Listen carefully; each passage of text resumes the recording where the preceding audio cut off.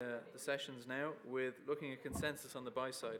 So let me welcome Chris from Strategy Consulting. Chris is going to lead this panel, and we also have Dr. Ian Hunt from Risk First, Cleomatics, Jean-Marc from Digital Assets from Gavin Wells, and Pete Townsend, who most of you will know here in Dublin from Nurio Ventures. Sure to be lively given Pete's here. So over to you, Chris. Good afternoon, everyone. Settle panel. Sorry, Chris. Just saying hello. Excellent. So my name is Chris Mills. I'm the MD of UK and Europe at Strategy Consulting. We are a Singapore-headquartered consulting firm with 100-odd consultants. I say odd, I mean roughly 100 people, not that we hire odder than any other normal consultant.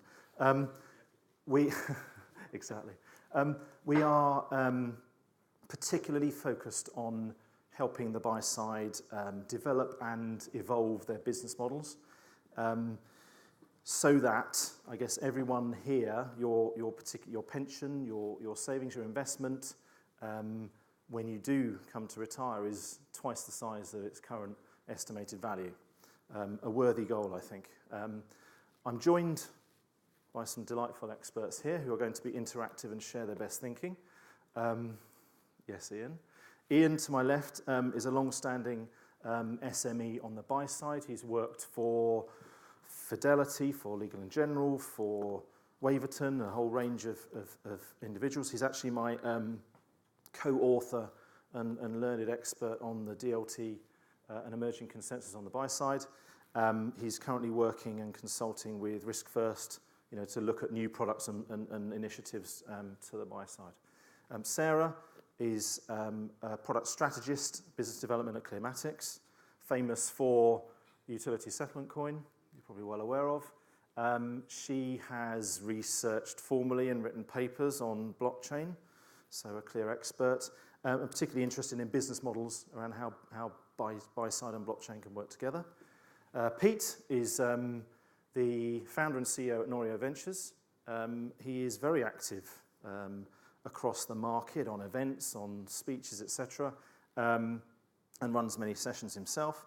And he has skilled in asset servicing, innovation, and again, product design across the buy side. Gavin is the head of Europe over at Digital Assets. Again, they are famous for work with the ASX, with DTCC, with SIX, bringing initiatives to the market, and is very skilled in market infrastructure. Is that fair, panel? Have I done you justice? Thank you. I'd very much like at the right time to be very interactive. You are dark and mysterious out there, but if there are any people who want to bring up and put their hands, then please do, and I'll make sure that I don't answer it and these guys do. We're talking about the buy side, we're talking about blockchain. It poses a particular sartorial issue because, of course, one has to be smart for buy side and yet cool and trendy for blockchain, hence my crisp white double-cuffed shirt coupled with some nice blue trainers. A bit of a compromise. So I would characterize the buy side as a value chain starting with asset owners at the top. We're talking pension funds, we're talking sovereign wealth. Moving on to the asset managers, so traditional asset managers, Schroders, Fidelity, BlackRock, the wealth managers, hedge funds, etc. And then down to the asset servicers, who are the folk, traditionally some of the larger banks, the State Streets, Northern Trusts, the SocGens of the world, who are obviously managing that value chain. And I think what I wanted to do today is to cover 4 key areas, is to look at really what's the current state, how that value chain is operating now. What do we see as the issues and drivers and needs in that value chain? We then talk about some of the solutions, some of the, what does it mean to the buy side? What are they trying to get out of it themselves? How does that evolve into the future? I want to cover some barriers to that, some issues around why this change is not happening. And then I think we can look at what are we going to do about it? What's next? If that's fair. So, Ian, can you, given that value chain, some of the drivers and needs, please? Yeah, I think we need to start by understanding that the buy side is socio-economically much more important than the sell side. So the sell side investment banks are in a bit of a nosedive in terms of revenue and profitability. And the buy side is in constant growth. The buy side, socio-economically, we need more savings, we need more investment, we need more investors. And the buy side is looking after the future financial security of all of us. So those lines have already crossed. The buy side generates more revenue and it's going up. The sell side generates now less revenue and it's going down. So if you want to sell to anyone, although the kind of market impression has always been that the sell side has the money and the buy side is mean, actually, over time, the only sensible place to sell to is the buy side. In terms of the buy side, the problem it has is that it's not very good at what it does. So the cost of investment is very high, and the performance of investment is not very high at all at the moment. And there's a recent UK FCA paper on this, committee on this, which has been looking at the costs of investment management, and it's come up with an average cost of active investment of 1.5% and hidden cost of almost another 2%, which gives you a cost of investment of 3.5% a year. And if you've got a 20-year pension period, then the impact of that cost is to worse than halve your investment. So, that's a pretty poor background for active investment management, and it's arguable that the reason why we have pension deficits, the reason why we have savings deficits, is not because of poor investment performance, it's because of poor investment management performance in terms of cost management. So if you set against that the fact that we've now got compulsory savings in the UK, we've got compulsory savings, but so they do in Australia, so they do in another set of markets. And what happens in the buy side when you get compulsory savings is that it becomes, again, socio-economically unacceptable to have high charges, because you can't force people to save and then bleed away their savings in high charges to inefficient managers. So what follows immediately, well, not necessarily immediately, pressure follows immediately to reduce costs, but over time, pressure comes to legislate to limit the cost of investment. And that's what we're expecting. So over time, there will be formal limits on the cost of investment. And if you can drive down the cost of investment from 3.5% a year for active management to 1% a year, then instead of losing 50% of your pension, you only lose 20% of your pension. And the deficits that we have, generally in the region of 20 to 30%, then that's your 20 or 30%. So the importance of getting the cost of investment down is huge. Socioeconomically, it's huge. So that's what we're here for. That's why we're looking at this technology. We're looking at this technology because we need an order of magnitude improvement in the efficiency of investment, and dibbling around the edges and mucking around with a few different approaches to STP and adding in a bit of clearing to some derivatives that not very many people run, that doesn't give you an order of magnitude change in the cost of investment. This technology potentially can, and that's why we're passionate about it. So, Pete, dibbling around the edges from an industry that's not delivering anything. No, I don't like dibbling around the edges with efficiency improvements, small minor process changes.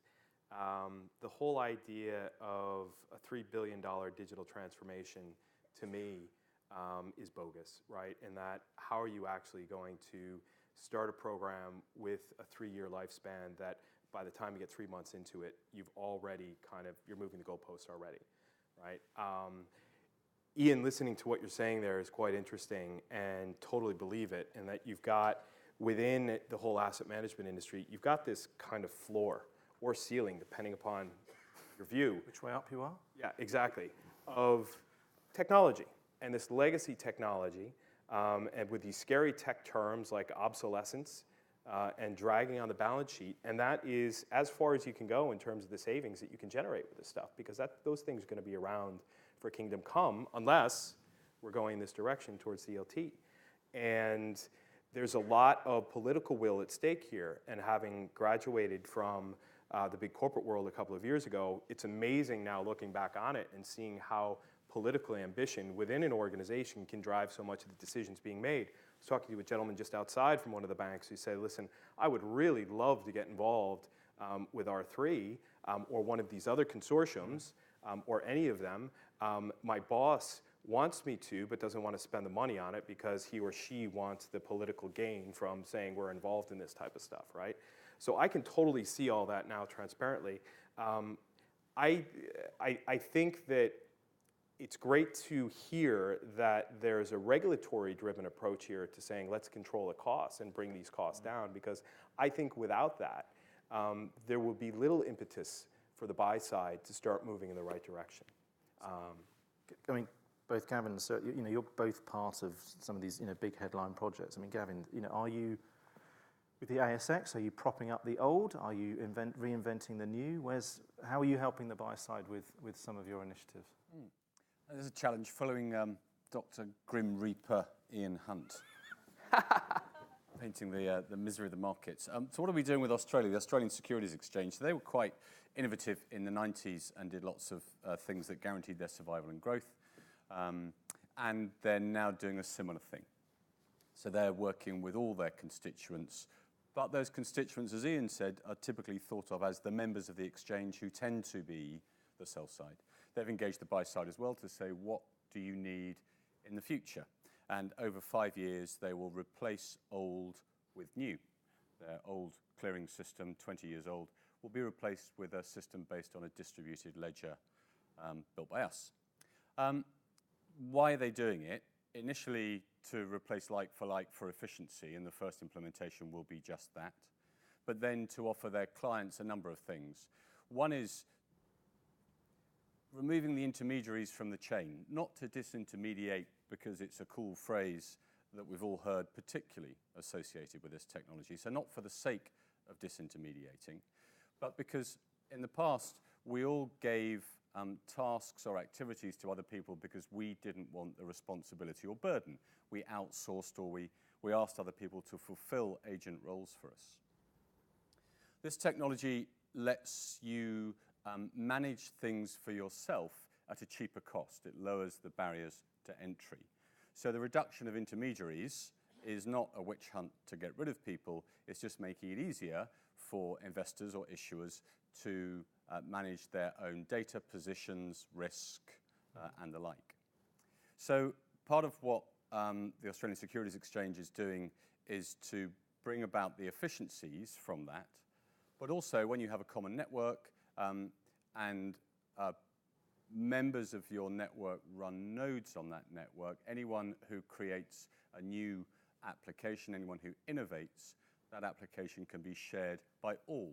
So innovation becomes a cheaper, a shared innovation, if you like, on cost and on time to market. So that's what the ASX are trying to do. Picking up on Ian's, if I can keep just someone to shut up when you want me to stop. So Ian's point about the sell side have been loved and the buy side ignored. I think the banks have always known that you need the buy side. Without them, you have no bank. But the pressure has been cost reduction to the banks, and what they've done is to tie in the buy side to more services where it looks free, but the cost is somewhere else. Mm-hmm. And that means that if you talk to asset managers or hedge funds, they're used to being offered services at what looks like next to no cost. And we all know that 0% interest for the next 5 years for your new waterbed actually isn't 0% interest. It stings you somewhere. So the sting comes, we're all business people, we have to make money. The sting comes in the fees later on. So if the buy side are feeling, as Chris and Ian's report suggested, that they should be given the answer to the problem we're going to talk about, I think now's the time to revisit the fact that you do need to pay up front something. Otherwise, if you wait to be given, it won't be on your terms, it won't do you the best favour, and you will end up paying in fees in the future. So maybe we could talk about how that would take shape. I was going to say, Sarah, so you've got a good view of business models, of how those evolve in different markets as well. and the comments that Gavin's making about the cost. Are there things that we can learn from other spaces that we should be doing? Are we heading in the right direction on the buy side? Is it the right call to action? Yeah, for sure. I mean, in terms of business models, I'd like to pick up on something that Ian said about the reduction in transaction costs, and of course you said as well. And that really does come down to the business models. The technology doesn't change things on its own, but it's about how you arrange that and how the different participants of this network interact. So I'd like to kind of take a step back and look at, as you say, another industry that's gone through a digitalization process, and that's the music industry. So rather than having tangible CDs or records or whatever it was, tapes that we used to listen to, music became digitized in MP3 format. A lot of people, myself included, then found that they liked listening. I liked listening to music in MP3 format, but there wasn't a viable business model as such that I could pay for it. So I downloaded. Sorry. And then you had companies that came along, for example, iTunes, and I'm going to focus on one in particular, Spotify, that actually realized that these digital goods, these digital MP3s, had different economic properties than their tangible counterparts. They're public, durable information goods. And what Spotify did in particular was actually use those economic properties and created a business model out of it, where you and I could stream the same song at the same time. I could listen to Taylor Swift at the same time as Mr. Macy there. My favourite. Without actually ruining the quality of either of us being able to consume it, or in fact, they're not rivals, so we could actually listen to it at the same time. These MP3s can be reproduced with near marginal cost and distributed across the globe. So Spotify used that business model and benefited from that. Now, you can't do that with money, obviously. You can't replicate something that contains a value and distribute it near marginal cost across the globe, because money is essentially a ledger of transactions and balances.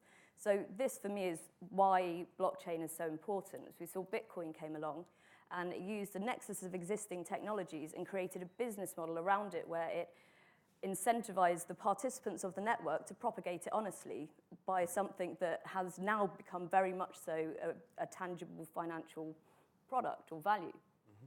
So this is why business models are so important, actually bringing something like a new technology into making it from an invention to an innovation to be able to commercialize it. And this is where we see the importance of this within a blockchain space, is having these networks whereby you can mutualize the benefits and mutualize the risks at the same time, rather than the current financial infrastructure, which is very much centralized, and you have these big kind of critical attractors such as CCPs or exchanges, where the risk is very much concentrated within these infrastructure. So it's about kind of distributing that, to use another buzzword, but having these distributed business models. I think you can distribute, but you've got to work out what you're giving away.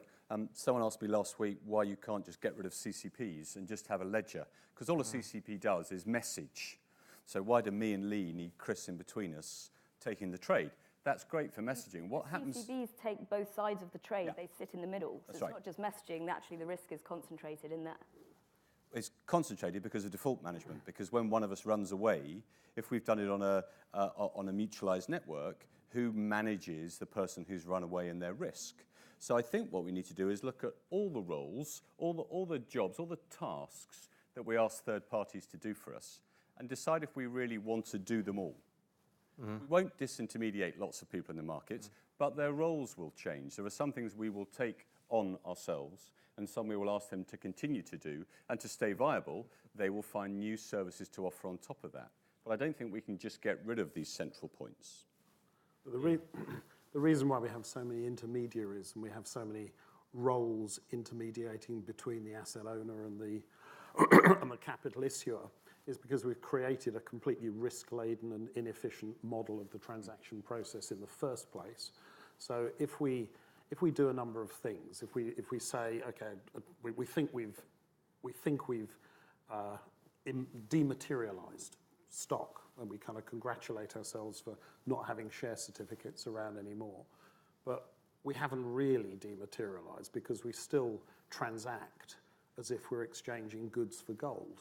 We still have a settlement event. We talk about delivery versus payment. We have both parties to the transaction taking their own records of the transaction. There's then a period over which there's a kind of rolling settlement or fixed settlement period, and then at the end of that, some kind of event happens of settlement. And it's all like an allegory of old-fashioned transactions and bartering. So if you do that, then you create a gap between the capture of the transaction, the event of the transaction, and the event of settlement, in which there is risk. So you then start creating bodies which mitigate that risk. So it's kind of lipstick on a pig argument. You've got risk because you've created that structure. You have two parties taking their records of the transaction. So you need a matching service to make sure that before you get to the settlement event, that those records are the same and they agree on the transaction. You have deliveries which don't exist because there's no material to deliver, and therefore you need settlement instructions. Therefore you've got payments and deliveries going around in networks, which we then try to minimize by netting and clearing. It's ludicrous. It's completely ridiculous. It's completely ridiculous. But it's the way it is, right? So let's go to Yes. where, let's look at the pig. Let's not have blockchain lipstick on that pig. Yep. Let's work out if that is even a phrase we can use. But what are the use cases? What are the areas that we should focus on where blockchain can help? And what other technologies should we leverage? Well, because DLT on its own isn't the answer. Now, Ian, I lived this for 20 years, and it's ludicrous. And now seeing it from the outside, I clearly realize that. And I like to bring it back to the investor and what is driving this, and who is the one that's voting and voting with their fingers, because it's now being done on a smartphone, which is ringing right now, which is awesome, versus the whole old school of new technologies being driven towards the market with things that are happening at the institutional level, right? We've got stuff coming at us from the individual with how they want to interact. And I was thinking about it this morning with an example of Coinbase and Hargreaves Lansdown, and saying that does Hargreaves Lansdown's investor that may also happen to be trading crypto on Coinbase look at Coinbase and say, I wish that looked more like Hargreaves Lansdown, or I wish my experience was more like Hargreaves Lansdown. Or are they looking at Coinbase and saying, well, I could see my settlement in 10 minutes or in 10 seconds or whatever it's going to be. Who invests with Hargreaves? Hands up. Anybody? Yeah? Anybody at Coinbase? Anybody on both? No, right? So, One. I've done both, right? I'm Fidelity and Coinbase, right? And then anyway, long story short, you try to think about that and what would be the driver towards the individual investor market trying to drive some of this change in technology. I just don't think it's not a big enough demand for that to happen. I mean, cryptocurrency trading right now is very small compared to the global financial markets. I think what we're trying to say is what is the technology components of that crypto market that are useful and are going to create new opportunities. I think when you look at it from that perspective, like you're asking, Chris, that you start to say, what are the new market opportunities that start to unfold, okay? So one of my favorites is my buddy Ant Stevens at Northern Trust, right? And Chris and you and I had a conversation, and I used the word stoked when he told me one of the latest things he was up to, and that was funny, right? Yes, I'm an American. And we said, look at the private equity market, right? Anybody familiar with secondary market trades and private equity? That listen, you've got a fund that holds a bunch of private equity investments, and you want to try to dispose of some of that. It's really hard to do. How many transactions took place in the first half of this year in the secondary markets and private equity? 750. Okay, that's 100 seconds on Bitcoin, or how long it took my 3-year-old son to get dressed this morning when I had my 6-year-old son count. Okay, so you're a good parent. It takes. Yeah, I'm very good. Yeah. So the point to say is when you've got that context where the whole idea is to try to deliver these new technologies to a market that aren't operating on them yet. The private equity industry being able to unlock some of that value in the secondary market, you can do that by having positions, by having the whole transaction, by having the legal ownership, which you need some smart legal contracts for, on a distributed ledger framework. And you can then open that up to the secondary market And because you've done this all in the way that we see Northern Trust going in that direction, all that data is there, and the data is accessible. So long story short, again, moving these frameworks, moving these markets onto a DLT framework, opening up liquidity, opening up the secondary market, creates, dare I say, alpha, where it may not exist today. But then also, because you've got this clean data in a format and framework that everybody recognizes as, I know that I can see what you see, you end up with some clear artificial intelligence, machine learning type opportunities that are happening there, because clean data drives those things. I mean, Sarah, the first pass of our research talked about 80% of the respondents were talking about cost efficiency and operating models, etc., was the way forward. 20% only were looking, I guess, at top line revenue. Business models do we need that to shift? Is it about revenue generation? Is that how you're going to get people to start to change?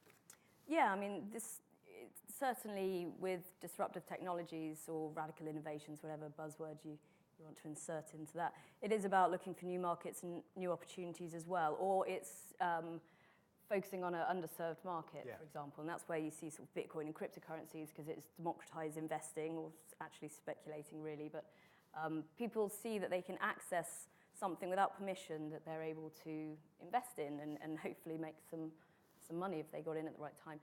But on the buy side, we're seeing a similar kind of thing. We want technology is an enabler to access new markets or access the same markets in a better way, using different data points than usual, or using something like neurolinguistic programming to actually look at a document and be able to understand it in a much quicker way than is done by lawyers currently. So it's really this sort of nexus of technologies. I think we'll certainly start to see some real explosions on a DLT platform or blockchain platform. That's the thing. I mean, and one of the big things that I drew out years ago on a whiteboard for somebody was just this bird's nest of data flows going back and forth all over the industry. Once you can get rid of that and people can just focus on making sense and value out of the data that everybody knows is the only copy of that. Well, there's multiple copies, but the true source. So much of this noise will just go. Gavin, apart from obviously your good work at Digital Asset, who else do you think is on the right track? Oh, no one. Not ask me that. So where have we got to? We've said there's lots of pressures. Yes. Go get the banks, regulation, cost, and we said fintech, future, why, and you talked about use cases to get us back on track. So the worst thing is, can I have a blockchain? You definitely don't need DLT on its own. DLT, AI, and big data all kind of work in holy trinity of harmony because of speed, cleanliness of data sort of feeds them all, they enable each other. But you don't go and flog a blockchain or a technology, and I think everyone in the room would agree. And what the Australians and others would say is that you take off your kimono, you reveal yourself only to your friends, not to everybody. You find out what's wrong with your business. Or you find out where you want your business to be. As Sarah just said, new use cases. And you're technology agnostic throughout this, but you need to be really tough and honest with yourself. The ASX talk about using their SMEs, putting their SMEs in charge, not the seniors, because the seniors are too long out, too long in the tooth. And once you've got your business use case, then you start to speed date the technologies to see what fits you. And maybe some of these technologies do. So to me, asking the question, how do you get the buy side to buy into fintech, is slightly the wrong way around. That's what gives fintech a bad name of a technology looking for a problem. What you need to do is look at the business process models, the bird's nest of data, and then think to yourself, understand as the buy side what these technologies offer. Don't get wedded to them, but understand the new functionality they give, because then when you think of your current problems in your new markets, the new functionalities may open doors that were previously closed to you. An example being the funds business, having to record down to UBO level, without which you can't go into certain markets. A couple of fund managers with the new technology can now hold data down to ultimate beneficial owner, and therefore they can go into a new market. Once they knew the technology could do that, they decided to build something to enter those new markets. So I think it's about education, of the technology and being really frank using your SMEs about your business. That's what will get adoption. Ian, what about other barriers? Why is the adoption so slow on the buy side at the moment? I think the the buy side has always thought that someone else would pay for innovation, someone else would pay because we had essentially corrupt mechanisms like softing, where we got our clients to pay through brokers for things which were really on our balance sheet.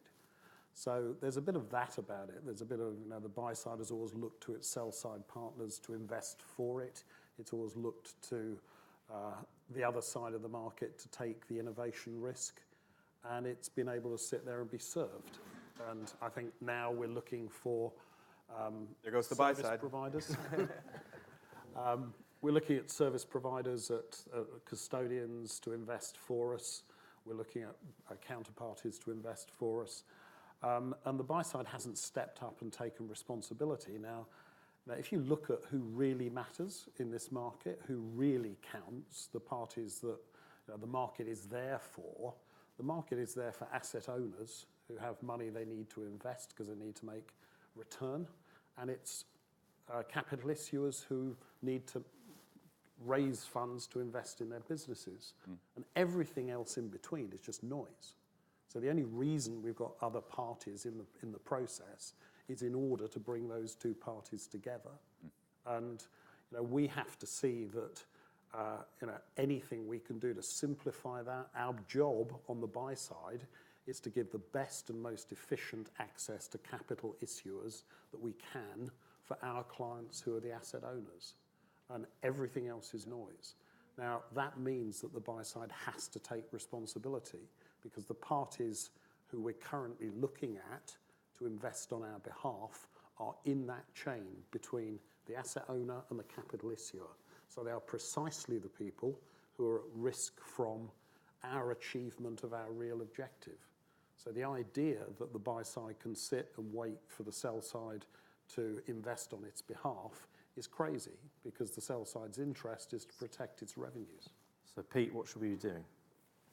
What should we be doing? We've got the buy side. We've established the needs. We've got the business models. We've understand some of the barriers. Ian and I were just talking about this, and I've kind of come full circle in the last year or two on this. The initial view was kumbaya. Let's get all the asset servicing and asset management firms together. This is a brighter, better future. Let's all run towards DLT and get all these great groups set up that are thinking of a new way to build this distributed network of how we do asset management, right, and how we do asset servicing. And then I was like, all right, that's not going to work, right, because everyone goes off to the consortiums and they come back 6 months later realizing that they have to talk to their competitors and spend time with them, and geez, I don't want to give that away, my boss will be upset with me. So then it was, well, if you do go down the path of a DLT project on your own with a proof of concept, that's as much fun as or as useful as one of those Billy No-Mates footballs on a string, right? You can have a little bit of fun for a while, but you're not going to score many goals, right? So, Before Xbox, that's all we had, wasn't it? Totally. Got another story about that. Yeah. And so thinking about it from that perspective, it was like, all right, well, what are you going to do? Ian and I were just chatting, and before we came on, and it was like, well, there is a way to do this where I see some wonderful signs happening out there in the market. And Gavin, it's not just because you're sitting next to me, it's because I believe in it, that ASX, with what's going on there, with what Calistone are doing, with their distributed network, with what Northern Trust are doing on the private equity side, like I said, these are little islands of things popping up, and where you have these firms or these organizations that are actually doing something about it and going to market with something that is nearly market ready. And of course, Sarah, you guys as well, with Clearmatics and USC, and that we just have to have some faith and believe and take that kumbaya approach, but convert it over and say that there will be a connectivity that will happen. There will be a shift of landmass that means that these individual islands of activity that are on DLT that are value added will connect. And there will be, I hate the word, I'm not even going to be able to say it. Let's see if I can. Interoperability, yes. Okay? And it's thrown around, and what it means is, can this talk to that? There's a lot better possibility, or not possibility, but opportunity for different DLTs to interface and talk to each other than these old school systems that are not doing it very well today. So, I mean, what's your call to action? Yeah, I mean, we've done a lot of work on interoperability, and I know I've heard it mentioned a number of times on panels today. We've actually got a team working on R&D about how to do a thin protocol of interoperability, which is not buy our token and then you can interoperate it. It's about transferring or verifying that via a state proof that something has happened on one chain and happened on another chain, and then moving that into atomic swaps. And we've done this R&D because we see interoperability as a real, not a barrier, we see it as an opportunity for actually this kind of market-wide infrastructure to change and for this real innovation to actually take place, rather than ending up being these kind of silos or islands within different platforms. That, yes, potentially there's different platforms for different use cases and different functionality. Of course there are, there always is. And it needs to be use case driven, so that's fine. But we all, as service providers, as technology providers, need to find a way to work together. The same way that the interests aligned in the buy side need to find a way to work together, and the banks and trade finance and all these different industries that have some value to add in the value chain, they'll be able to work together and end up with this lovely fireside kumbaya where Absolutely. financial market infrastructure is Yeah. frictionless. We should hug after the panel. We should, yeah. Talking At about least a high five. talking about global love, Ian. Old and new. How with atomic swaps, does the CEO of, name your largest asset manager of choice, understand what on earth we're talking about? No, I mean, one of the major limitations in the buy-side investing, participating, shuffling up to the starting line here is that the executives of those businesses need to know enough about this to make an investment decision, which they don't. So, that getting an understanding into the executives of asset managers and asset owners, who can be even more conservative, is a key issue, and that's why we're spending time producing papers and doing conferences and so on to try and get buy sides to wake up to this and to see that it's their responsibility to control. We're making progress with that, but there's still a real education process to be undertaken. I might quickly open up for questions. We have a keen one here. Yes, sir. I'm very happy if you just wish to shout. I haven't got the voice for it. Too much networking. Nick Skinner, thank you, Pete, for some of the plugs for Northern Trust. More to follow tomorrow at 2 o'clock. I didn't know you were here, Nick, seriously. I've just sent Ant a text, by the way. He's your best friend now, apparently. So we've heard about digital economies, Stone Age technologies and business models. I'm an asset owner like everybody here. I'm hearing about the institutional side, but how far is what you're talking about going down to the end individual retail investor who ultimately are buying the products that create the institutional funds servicing in the funds industry? Basically, what's in it for me, and what's going to be the trigger that drives the buy side and the sell side to really collaborate? What is it, are they going to be compelled in some way? I can't see the investment case for the seniors that Ian was talking about. I can't see that business case being an easy one to sell. Do you want to try? Yeah, ultimately, of course, we are all asset owners, and it is in our interest to shorten the value chain. It's in our interest to have as efficient access to investment as we possibly can. And what's in it for the retail investor? Well, what's in it for the retail investor is that your charges go down and your performance is less diluted. So, we need to spread out asset ownership, and we see this as a way of doing that. Now, it happens to be the case that if you compare the landscape now with the landscape 12 months ago, there have been some significant developments, some significant consortia with big names associated with them, with big asset management names associated with them in the retail space. So somewhere where DL has taken off, and we have maybe 4 or 5 major initiatives in Northern Europe, is in the TA and distribution space. So there is activity.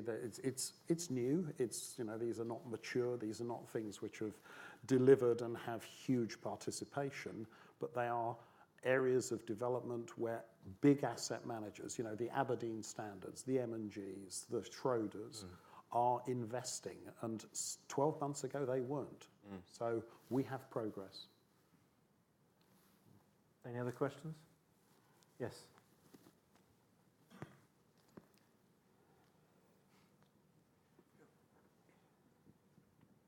Hi, great discussion. So one of the things that you talked about is basically the change and using the new technology. One of the facets that the technology brings is value transfer and the ability for assets to move. One of the areas that I'm focused on and I'm quite passionate about is how do we manage and store or own that asset. For example, if we've got money, we can put it in a bank account. What do we do it in this future that you show? And is it worth me developing a service that actually solves that problem for people? So I didn't quite understand the question, Barry. Could you? So yeah, basically ownership of the digital assets or the Yes. assets that have been transferred Yes. or escrow between the movement of them. Yes. Is there a service there that we still need to enable you to go to market with this new domain of technology that you want to move to? Do you mean custody of digital assets, in effect? And anything else that you feel is necessary, such as maybe the control of legal documentation or other things? Definitely. Yeah, I think I didn't think there was a market. I laughed at the idea of you need someone to hold dematerialised assets, but they've been dematerialised. So, but now custody is a hot topic. All the big banks, big exchanges are realising that the end user doesn't want the liability of the private key and losing it, or getting their phone hacked and losing assets. So there's a very good case when we say that I don't want to pay an intermediary to do these services that I can now do because I have better control of data. But actually I do want someone to look after my keys and to hold my dematerialised assets, to give me a crypto custody. So I think there are new services to offer that will enable, whether it's tokenization, whether it's movement of value onto the chain, something like USC, which is I think the best move to take away the threat perhaps of crypto becoming what you get paid in every day, but preventing the threat of the central banks having to go on ledger. These things will require someone to help, yeah. So good role for HSBC. Or Barry. I think there's an element of, well, because I've thought about what custody is, right? If you can imagine. Custody to me meant two things: settlement and safekeeping. In the digital asset world, the settlement component, the trade is a settlement. Gone. Don't need to settle anything anymore, right? Unless you're moving fiat into the crypto world, which is a different story altogether. The safekeeping, as you said, it's keys, right? And that moves from someone being able to take an off-market asset, still a material asset, and where it's represented by a piece of paper in a filing cabinet that someone goes to look to make sure once a quarter that the tape seal over that envelope hasn't been broken because the signature is still intact, right? That is safekeeping. Yeah. Still, there's an element of that, big element of that out there in the market, at least, 10 trillion worth, right? So, the movement of the safekeeping process to those file cabinets into actual cold storage of a key address, and then some, recently I've heard of defense-grade security around some of this stuff.